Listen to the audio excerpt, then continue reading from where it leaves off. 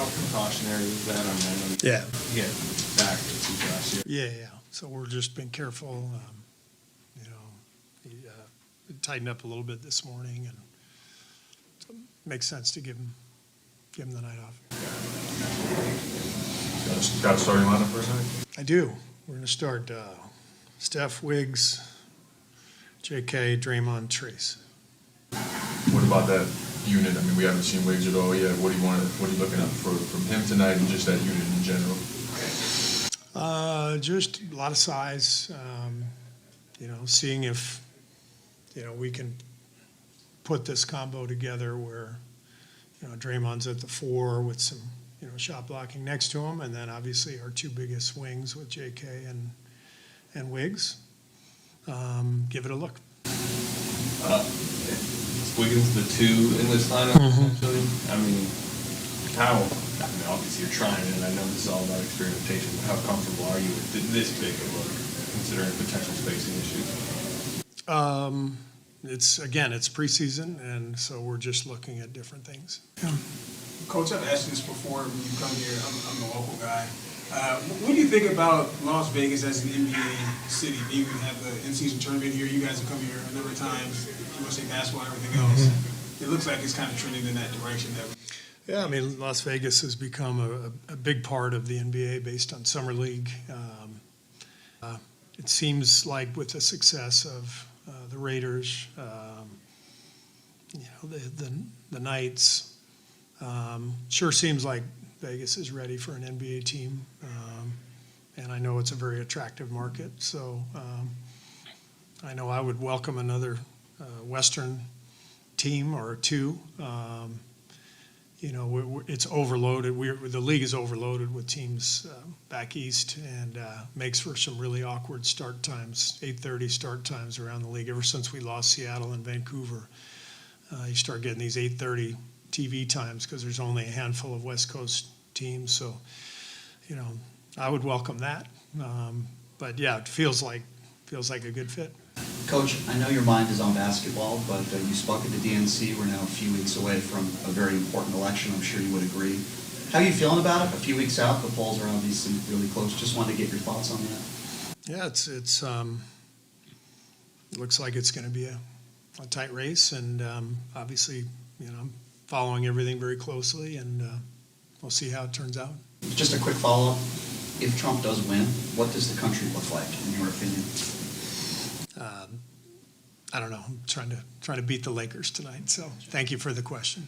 I also wanted to just follow up on you mentioned the Knights and the Raiders, but the WNBA and the Aces have been one of the biggest kind of attractions to the growing. What have you seen, and what would you like to see in terms of the NBA support and/or growth of the WNBA? Well, as it relates to Las Vegas, or just in general? Yeah.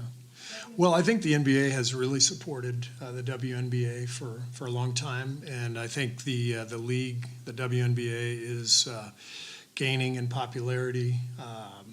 Obviously Caitlin Clark has come in and generated a lot of interest, so viewership is up. I think this franchise here with the Aces has been wildly successful from an attendance standpoint. I know the Fever broke all kinds of records. We're excited about our expansion team, the Valkyries, that are coming to Chase Center in San Francisco. So it feels like the WNBA is really on the rise, and I think that the way we can support the game is what we're already doing, which is, for example, with the Warriors we are in lockstep with the Valkyries. We're working together with their side of the organization, and we're trying to help them every way that we can. And I'm sure there are other franchises who have a similar relationship. So very important that we continue to do everything we can to help the WNBA. As a follow-up, if there was one player that you would want to work with potentially or develop, what would that look like for you in terms of either currently? One WNBA player? I've gotten to know some of the Olympians in the last two Olympics. We've been, in the same hotel, same meeting spaces with the women's teams. Sabrina Ionescu is a friend. She's a Bay Area person, a Warriors fan. I'm a huge Sabrina fan, but there's so many great players. Watching Stewie play is amazing. Like her movement, her flow. Asia Wilson here in Vegas. I mean, there's some really talented players, and I think that's why the league is getting so much more popular with the fans. These girls are really gifted. You spent a lot of time scouting, making scouting reports for Anthony Davis in the past, most recently the playoffs years, a couple years ago. Just wonder, coaching him, what you saw on that side of things, and kind of how you're, I'm not sure it would have evolved any pretty well, but what that experience did. Well, watching him defensively is kind of shocking how good he is at that end of the floor. And then, just his willingness to be coached, to be part of the group, immediately like embracing the role that we gave him. And then, of course, coming up big in crucial times. I loved coaching Anthony. He's really an incredible player and a great teammate, and got to see him before shoot-around today. It was fun to reminisce a little bit. But he is just a brilliant player and tough to handle at both ends. But his defensive work is just it's so good, and we know it from playing them in the playoffs a couple of years ago. And he's a one-man wrecking crew in there, so phenomenal defensive player. Steve, if you can look back to when you transitioned from your playing career to working on the team side of things and management and eventually coaching, do you have to strip away like your player mindset along the way, and see things from? I'm sure as a player there were times where you're like, I wish that they did this differently, or they communicated this to me differently, and then you kind of like see it from the other side. And how quickly was that process? Well, I think it really helps if you're a former player. It really helps if you weren't that good of a former player too. I know how everybody is feeling on the bench, and that's a big part of this job is communicating with guys who aren't playing as much, who maybe don't quite understand what's happening. I think it's important to really over-communicate, let everybody know what the role is, what's expected of them. There's going to be nights where guys play, nights where they don't. As a former player, you want to know. You want to know why. You want to know. In the old days, they didn't tell us why. But I think these days you better tell them why, because it's a different era. It's a different time in society. There's different expectations. There's all kinds of pressure on these guys, on us, on the team. So I just think knowing that and having experienced that as a player, it does help kind of prepare you for what you feel like you need to do. Was that a day one thing for you? Did you know that? Yeah. Your first day on the job? Yep. Steve, you alluded to that Lakers Warriors playoff series a couple seasons ago, and then of course there was the 4 straight Cavs Warriors finals. You're on the opposite side of LeBron.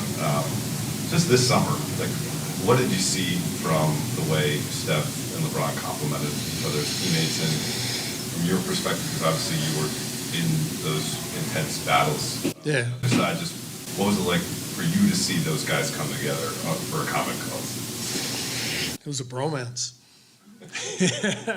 I mean, I think those guys, there's so much respect, and there has been for so long.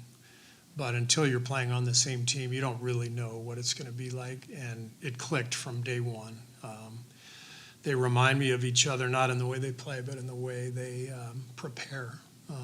LeBron was as professional as anybody I've ever been around in my life in his approach to everything, every morning I'd go to the gym and work out, early, 7 o'clock. LeBron would be there with his trainer, practices at 10. It's like there's a reason he's doing what he's doing at 39. The way he would approach practice, talk in shoot-around, talk in film sessions, engage his teammates, lead, very similar to Steph in that I think LeBron's more vocal, but there's an inherent leadership that is immediately apparent with both guys, and it was impressive to watch. And then the fact that they were able to do it together, it really did become their team very quickly. And then the guys followed their lead. Just kind of open-ended because we're in Vegas. Besides the in-season tournament championship, as the league goes into year 2 with it, just what's your general thoughts? In-season? In-season tournament, NBA Cup, whatever. Just as a coach, do you like it as an early season motivator? Are there any potential pitfalls to it? The Lakers didn't perform well coming out of it. Right. I mean, I think that's the biggest downside is the extra game, the extra travel. It seemed to hurt both the Lakers and the Pacers last year. I don't know if that can be addressed. I do like the idea of it. I think the league has been very progressive the last few years with the play-in tournament and the in-season. So I'm all for experimentation. I'm also for a 75-game season, but they're never going to do that. But what I worry about is the way we play our season now. We basically have a game every other day. And so while it's good that you're not having the players do too many back-to-backs, you hardly get any practice time. And I think the quality of play suffers a little bit if we don't have more practice time. Ironically, we used to get more practice time when we'd play like 4 and 5 nights, and then we'd have 5 days without a game. We'd get 3 really good practices in. Now every day is a recovery day, and you have a game the following day. So you add the in-season tournament, the extra game for the 2 teams that go there, the travel for the final 4 teams. It's a lot. I like what the league has done, but nobody's going to listen to me when I suggest the shorter season, or anybody else, but for that matter. But it is what it is. How did you get better this summer? I'm sorry? How do you feel like you got better in terms of coaching with the Olympics and just being around those guys? Yeah, well, it helps to have some of the best coaches in the world on your staff, and you sit in those meetings every day and you see how Eric Spoelstra operates, and Ty Lue and Mark Few. I mean, these guys are big time, and we share ideas. I've taken some drill work that we did in the summer and implemented that here, and everybody has their own strengths and styles, and we're all kind of a product of our experience and our environment. So I've definitely taken a lot from that team. What's the plan with Wiggins? I think 20 minutes max, but we'll see. It'll be we'll see how it goes. I'll start him, play him probably 6 minutes, do that again, and maybe one more run like that. You were really encouraged with how he looked. Yeah. To camp. Yeah. I mean, I know it's too early, and you'll probably know more tonight. But how does it look like he's maybe can get back quickly? We'll see. I know he's putting in the work, but he's starting, a good 10 days behind everybody else, and that's tough. But the conditioning that he came in with to camp before he got sick will allow him to come back quicker. Great. Last one. Oh. Yeah, sorry. All right. Well, though, you didn't fall down. That was Very dexterous.